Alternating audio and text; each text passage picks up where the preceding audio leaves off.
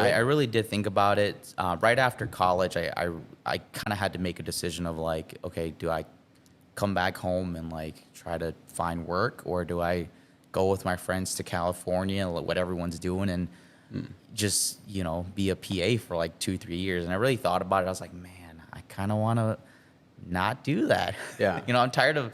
I was already a poor college kid. And I was like, Yeah. okay, I gotta make some real money. So Right. I decided to come home and like, get a job. I was still doing video, but it was more of a traditional 9 to 5 type of job. So that was a little bit different, but I still did what I loved. I still made videos. I was still being a creative, but I definitely didn't want to do that. So was that PA. was being creative for a corporate company then, I assume? Yeah. Just doing, Yep. It was like a corporate videography job. So Okay. it still allowed me to utilize my skills Yeah. and like make videos and be creative, but it was more of like a 9 to 5 type of job. Yeah. In like advertisement or Yep. marketing, I'm guessing. Yeah. Yeah.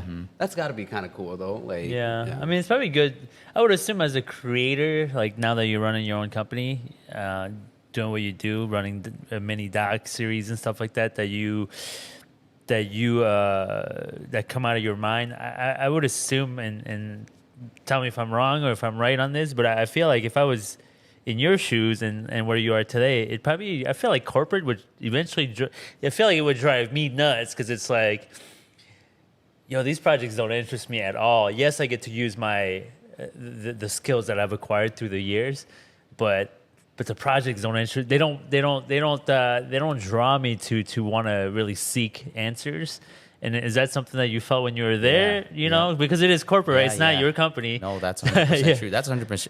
And the one thing that really killed it for me was kind of like the corporate America bureaucracy. Because like a perfect example is you'd make a video and then you'd have to show it to 5 different people. Yeah. And like Right. every one of these persons had some sort of feedback, and it's just like, okay, so what do you want me to do? Just remake the whole thing, Yeah. So it's because legal has something to say about it, and then like marketing has something to say about it, and then your boss has something to say about it. It's just like, man, like, why don't you guys just tell me exactly what you want, and I'll just make it for you. But then they're like, no, we want you to be creative, we want you to put your little spin on it. And it's like, okay, well, I did that, and like, you had to say all these things about it. So that's what really killed it for me. I mean, obviously the pay was great. You had like a stable job.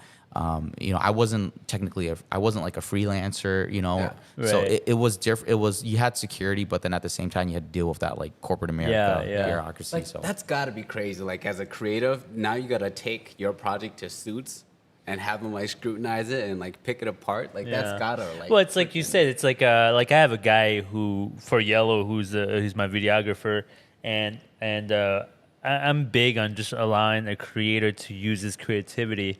But even so, as the owner of the company, when the video comes back to me, is like, yes, I do want you to use all your creative might because I truly trust you. That's why I hired you. And I'm a small company, so I can allow you to be truly yourself. And there's less political positions where we have to be careful, because I know my stuff is not going to go to like 100,000 people or whatever. But even so, I still have moments when he shows me the video where I'm like, oh, actually, I was trying to get this point across more than what you showed.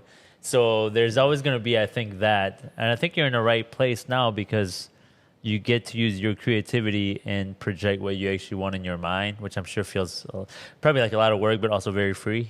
Yeah, I definitely felt like, once I moved away from corporate America, you kind of feel this burden lifted off your shoulders. Yeah. But then now I'm not answering to like Suits, but now I'm answering to people who are watching the videos. Because then there's been times when I make videos and they're like, hey, like you missed this and this and this and this, or like this wasn't said correctly. You're just like, oh shit, now I didn't think about that actually. So now you're answering to like a different, I wouldn't call them my boss, but now you're answering to different people now. Yeah, the clients, the viewers. Yeah, right. So it makes a little bit, there's a little bit of nuances there, but I mean, it is what it is.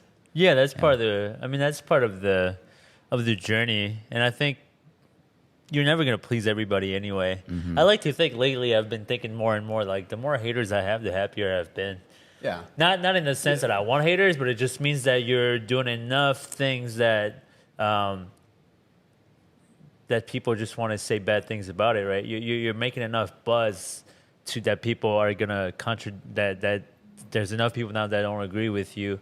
and I think that's almost a good thing. Because I mean, I think Yeah. no matter how big you get, like it would be impossible to get extremely big if you have a huge following and then please everybody, right? It's like red and blue, right? You're Yeah. never gonna Yeah. please Yeah. everybody, Well, no that's- matter which way you look at it. Yeah, that's what the great Bobby Lee said too, right? He was like, you know, if they feel indifferent, that's like the worst thing, right? Like if they feel Right, indifferent right. about you, You like, gotta have an opinion, yeah. you know, as long as they have an opinion. And even Sophia, when she came in, we had her as a guest, and she was like, you know, if I get a negative comment, it's still boosting the algorithm. You know, even though like, you know, I may not respond to it, but it, you know, it may trigger like a snowfall effect where people are Like Floyd Mayweather, right? yeah, He did constantly, it perfectly. Yeah, exactly, exactly. So I think having that is, I don't know.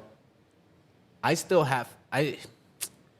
dread that day. I haven't had too many like haters or like negative like responses on any of my videos or any of my content, but like, oh, I dread that day because I don't know how well I can take that. Yeah. But like, even though like I know like it'll probably be good for me.